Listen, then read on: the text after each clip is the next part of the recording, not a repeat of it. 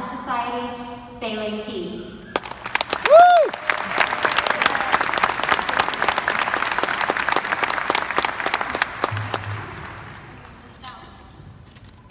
Good afternoon, class of 2021, teachers, administrators, families, friends, and those of you tuning in from home in this unprecedented circumstance.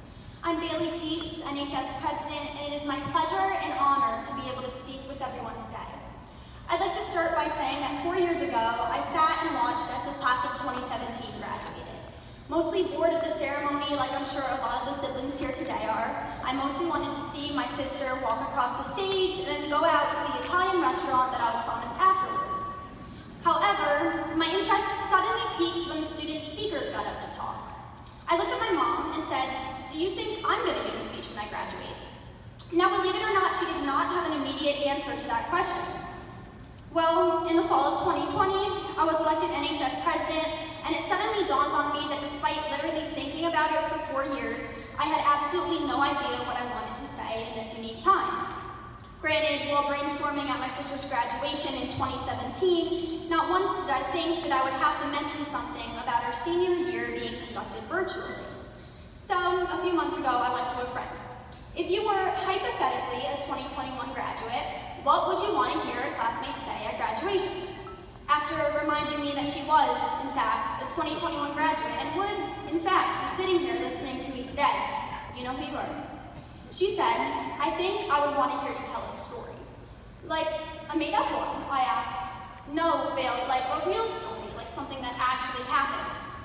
Okay, so I started brainstorming about things that had happened to me, sports accomplishments, things that would get a laugh, shared experiences, and I realized that they all lacked substance. And then I realized that when my friend said that she wanted to hear a story, it shouldn't be my story. So today, class of 2021, I am going to tell you a story, but this one is the story of somebody named you. And listen closely, because yours is a story like no other. You grew up in the small town of Macunty, Pennsylvania. Or maybe it was Emmaus. Now that I think of it, you could have grown up somewhere entirely different. While we might not know exactly where you started, you have made it to this room today. The story goes that when you were in elementary school, you got a student ID with your first initial, last name, and the number 21 at the end. "What does this number mean?" you asked your friend. "I don't know, I have it too," they said. Legend has it that the teacher overheard and said, "That means 2021. That's the year that you graduated." Keep in mind that at this time, you only used hand sanitizer because the teacher made you before lunch. You used to blow up those rubber gloves into little hands because there wasn't a glove shortage. And Zoom was something that to you meant going really, really fast. Well, you made your way through elementary school, and then middle school, and then somehow ended up at Emmaus High School in that town of Emmaus I was telling you all about before. You were almost there. Almost at that year that ended in 21 that you had been so excited for. And then things got hard for you.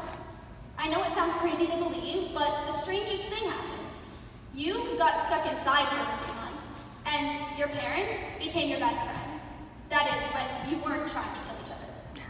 A virus was going around, and you couldn't see anybody for a little bit. Sometimes you even had to worry about everyday things like going to the bathroom because there was this whole toilet paper shortage and the world was just really messed up. You were in a global pandemic and at the worst possible time. You missed out on a lot of your high school experience. Sports shut down, junior prom was canceled, and at night you would Google things like, "When will the coronavirus pandemic be over?" Or "When will I be able to get to see my friends again?" Long story short, you lived your junior and even most of your senior year through a screen.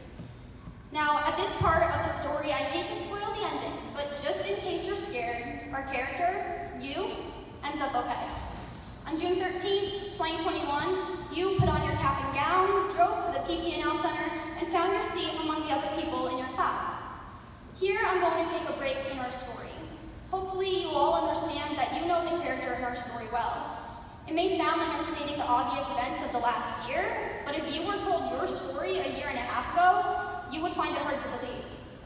Class of 2021, we've had a high school experience like no other.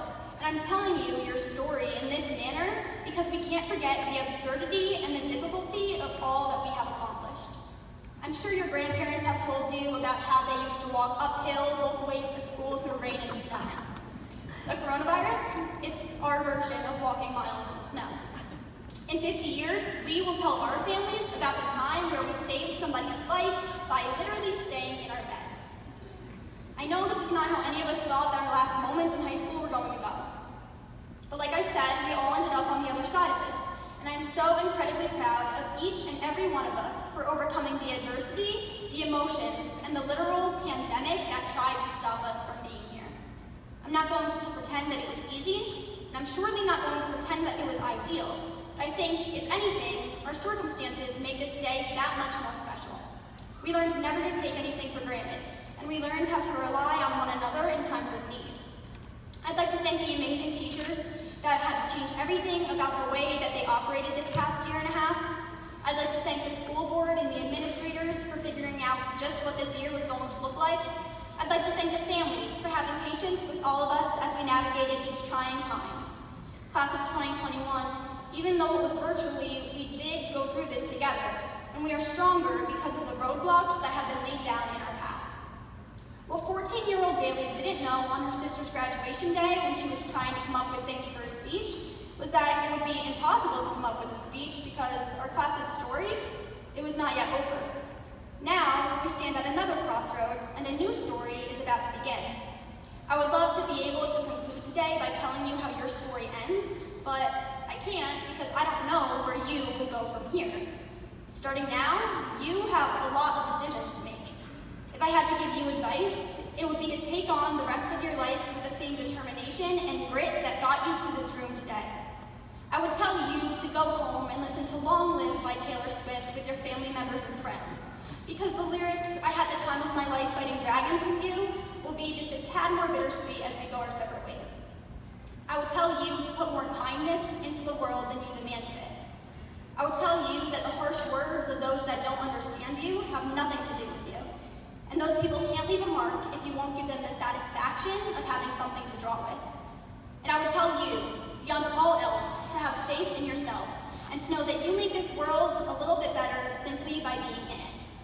The class of 2021, they aren't known for backing down from a challenge. Congratulations, graduates. Remember, as you pick up your pens to keep on writing your stories, that I, for one, will always remain proud of you.